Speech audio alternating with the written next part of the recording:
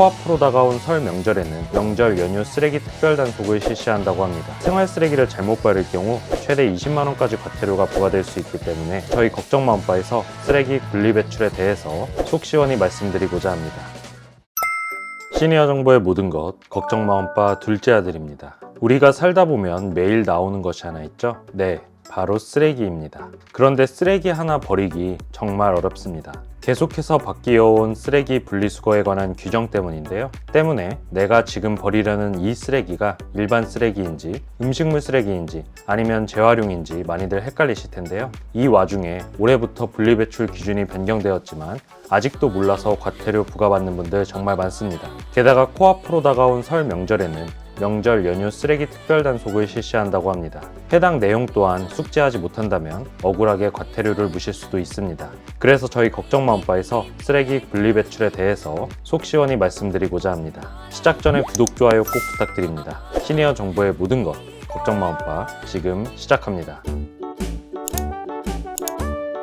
먼저 2024년부터 새롭게 바뀐 분리수거 규정에 대해서 설명을 드리겠습니다. 환경부에서 발표한 내용인데요. 올해부터 생수, 음료, 식품을 담았던 용기만 재활용 표시에 투명 페트로 명시된다고 합니다. 현재는 세제나 샴푸같이 화학 제품을 담은 페트병도 생수병과 동일하게 투명 페트로 표시하고 있습니다. 제품에 찍힌 분리배출 표시 도안이 무색 페트로 동일하기 때문에 사실상 동일하게 취급해서 버리시는 분들이 많으셨을 겁니다. 하지만 올해부터는 투명 페트로 따로 표기가 되기 때문에 이제부터 무색 투명한 생수, 음료병 등은 일반 플라스틱 페트와 구분해서 버리셔야 합니다. 구강 세정제나 손 세정제, 세제, 샴푸, 웍셔액 등 식용이 아닌 화학 제품을 담은 병을 투명 페트병으로 함께 배출하는 경우 선별장에서 걸러내져 재활용이 되지 않는 경우가 대부분입니다. 따라서 환경부 고시 개정안에 따라 올해부터 생수, 음료, 식품을 담은 용기만 투명 페트 분리배출 대상으로 제한된다고 하니 이 점 꼭 주의해 주셔야 합니다. 헷갈리신다면 먹을 수 있는 것들이 담겨져 있던 페트병들은 투명 페트, 먹지 못하는 것들을 담았던 용기들은 플라스틱 재활용이라고 기억해 주시면 되겠습니다. 다음은 설 연휴를 앞두고 대대적인 특별 단속 소식이 있어 전해드립니다. 지난 4일 환경부에 따르면 설 연휴 기간 생활 폐기물의 적체 방지와 무단 투기 집중 단속을 위해 설 명절 생활 폐기물 관리 대책을 발표했습니다. 이 특별 단속은 2월 5일부터 14일까지 추진된다고 하니 이 기간에는 특히 조심해 주셔야 합니다. 이번 특별 단속에는 전국 지자체뿐만 아니라 국립공원공단, 한국환경공단, 한국도로공사, 한국철도공사, 한국공항공사 등 교통과 수송 관련 유관기관이 참여하기 때문에 연휴 기간 발생하는 폐기물에 대해서는 신경을 많이 써주셔야 할 것 같습니다. 다음은 특별 단속 대상에 대해서 살펴보겠습니다. 환경부는 연휴 기간 동안 많이 배출될 것으로 보이는 과일 완충제, 택배 상자, 스티로폼 등을 집중 단속할 예정입니다. 그럼 이런 쓰레기들은 어떻게 처리해야 하는지 궁금하실 텐데요. 재활용이 어려운 과일 완충제는 종량제 봉투로 배출하시면 됩니다. 그리고 종이나 스티로폼 상자는 반드시 상자에 붙어있는 테이프와 스티커를 제거한 후 재활용품으로 분리배출해야 합니다.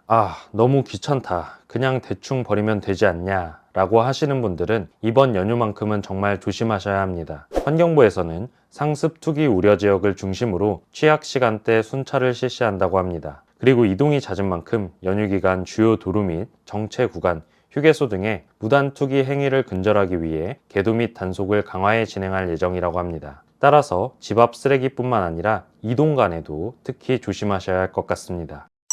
다음은 설에 많이 나오는 쓰레기지만 매번 헷갈리는 과일에 대해서 설명드리겠습니다. 설이 되면 식구들끼리 도란도란 모여 앉아 과일 먹는 재미를 빼뜨릴 수 없는데요. 과일 껍질은 대부분 음식물 쓰레기로 버려주셔야 합니다. 대표적인 겨울철 과일인 귤 껍질도 마찬가지로 음식물 쓰레기로 버려주시면 됩니다. 단, 딱딱하고 두꺼운 껍질의 경우는 일반 쓰레기입니다. 예를 들어 호두, 밤, 땅콩, 코코넛, 파인애플 껍질은 일반 쓰레기로 분류해 주셔야 합니다. 그럼 딱딱하고 두꺼운 수박 껍질은 어떨까요? 당연히 일반 쓰레기라고 생각을 하실 텐데요. 그런데 수박 껍질만큼은 잘게 자르고 잘 말린 다음 물기를 제거하고 음식물 쓰레기로 버려주셔야 합니다. 일반 쓰레기 봉투에 수박 껍질 보이면 바로 과태료가 부과되니 조심해 주세요. 또 과일의 씨와 채소의 뿌리는 어떨까요? 동물 기준으로 한번 생각해 보세요. 네, 맞습니다. 동물들도 씨나 뿌리를 먹지는 않죠. 그렇기 때문에 일반 쓰레기로 분리하시는 게 맞습니다.